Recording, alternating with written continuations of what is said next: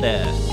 자, 이번 시간에는 국내에서 활동하시는 외국인들, 특히 이제 제동포, 중국 교포분들이 교통사고를 입었을 때 내국인과 비교해서 어떤 차별적인 요소가 있는지, 아니면 내국인이 동일하게 소득 인정되는지. 사실 그 과거 달리 지금은 중국 교포뿐만 아니고 뭐 베트남, 기타 타국에 계신 분들이 국내에서 활동을 하시는 분들이 많죠. 흔히 이제 교포분들이 국내에서 활동한다 하면은 우선 첫 번째 생각할 수 있는 것이 불법 체류냐 아니면 적법 체류냐, 이것이 보통 문제가 되죠. 정상적인 비자를 받고 국내에서 활동하시는 분들이 아니고 불법적인 경로로 국내에 들어오셔가지고 비자도 없이 체류 기간을 초과해서 국내에서 활동하시다가 교통사고를 입으신 경우, 이런 경우들이 과거에는 많았습니다. 지금도 아직은 가끔씩 있는 것 같습니다. 이런 불법 체류인 경우에 있어서 어떻게 되느냐. 사실 이제 불법 체류 같은 경우에 국내가 아닌 실제로 본국에서 벌 수 있는, 이분이 활동해서 벌는 소득이 있을 거죠. 또는 실제적인 직업이 없더라도 그 나라에서 받는 평균적인 일용 노임이 있을 거 아닙니까? 평균 임금이. 그 평균 임금이 국내보다도 더 많은 뭐 캐나다라든지 미국 같은 이런 선진국에서는 오히려 국내보다도 훨씬 더 소득이 높을 수도 있습니다. 그럼 그 본국에 있는 소득을 인정하는 것이 맞다는 얘기죠. 그래서 일단 제가 여기서 오늘 말씀드린 것은 각 나라별로 소득에 대한 기준이나 이런 것이 차이가 있기 때문에 일단 중국 교포를 기준해서 한번 말씀을 드리겠습니다.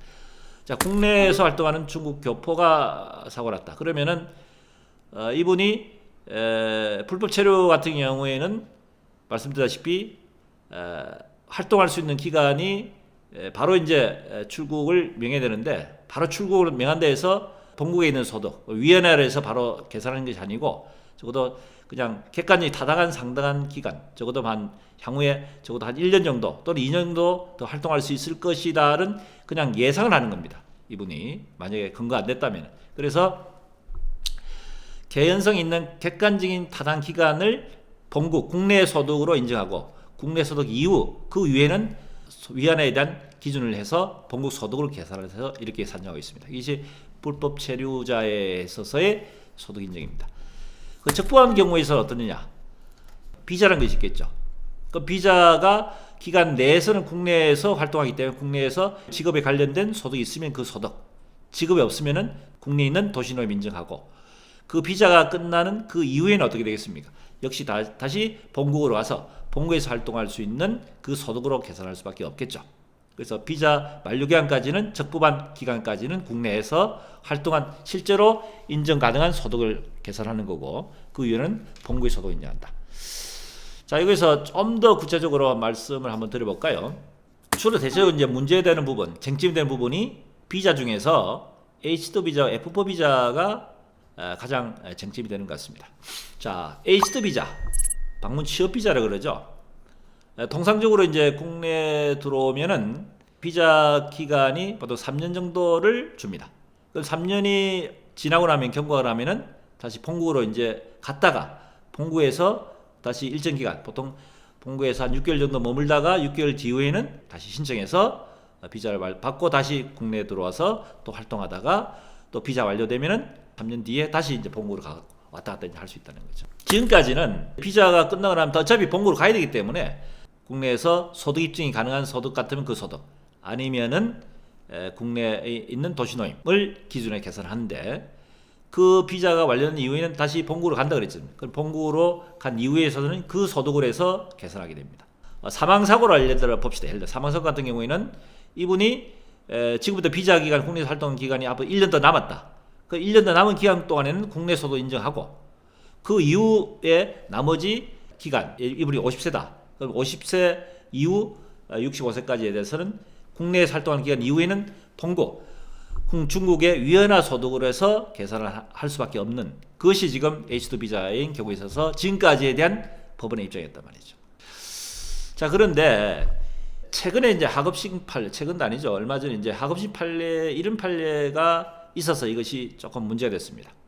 법원 입장에서는 어차피 지금 H2 비자라 하더라도 그 과거 달리 점점 이제 외국인들이 국내에서 활동하는 기회들을 많이 부여를 하고 실제적으로 활동하신 분들이 점점 늘어나다 보니까 비자에 대한 것을 지금 많이 완화시켰습니다. 거기다가 이 피해자 당사자의 가족들, 뭐 자식이 됐고 부모가 됐고 배우자가 되죠. 뭐 내국인하고 결혼하기 위해 들어온 분들도 많이 있지 않습니까? 요즘은 그죠? 아무튼 부모가 미리 국내에 들어와서 뭐 귀화를 신청해서 그 국내 국적을 갖고 있다든지 또는 F4 비자를 취득해서 국내에서 활동하고 있다.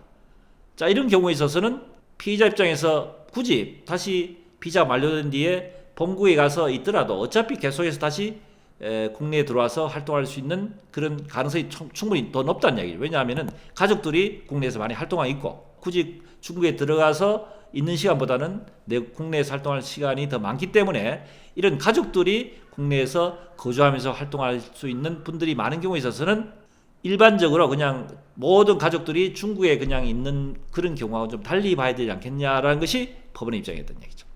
그래서 이 판결에 있어서는 국내에서 활동기간 3년간 인정하고 그 다음에 6개월간은 본국 소득, 또 6개월 뒤에는 다시 국내에서 활동한 3년간 국내 소득, 그 끝나고 나서는 다시 본국에서 6개월간 본국 소득, 이렇게 해서 정년까지 인정하는 것이 타당하다 하는 판례가 하급심에 한번 있었습니다. 상당히 이 판례가 앞으로 타 법원에서 또 다른 사건에서 어떤 영향을 미칠지는 모르겠습니다만 아주 과거와 달리 법원에서 이 중국 교포에 대해서 여러 가지 정책적인 변화, 여러 가지 사항을 다 고려해서 새로운 판결로 새로운 관점에서 본다는, 그래서 상당히 의미가 있는 그런 판결이 있었습니다. 그 다음에 이제 F4 비자, 재동포 비자죠. F4 비자도 역시 마찬가지입니다.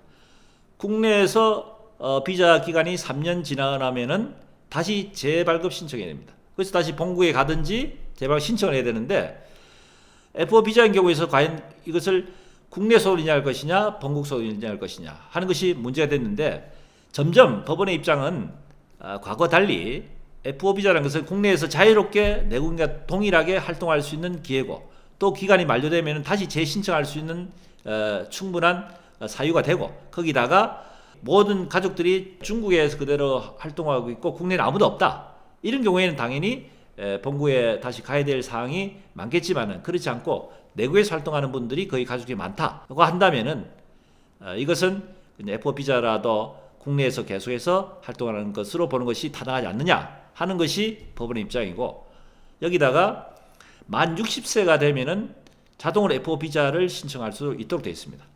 그래서 F4 비자는 과거 달리 점점 국내에서 활동하는 시간들이 많고 하기 때문에 일반 도시 근로자 임금을 해서 국내에서 인정하는 소득과 동일하게 F4 비자를 가진 분들도 교포들도 국내 소득을 인정하는 것이 앞으로 향후에도 계속 이런 방향으로 가지 않느냐 하는 것이 법원의 입장입니다. 어떻게 좀 도움이 되셨나요?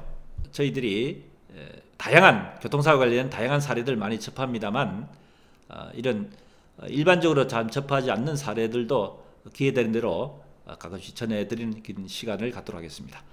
다음에 다른 사례를 가지고 다시 살펴보도록 하겠습니다. 감사합니다.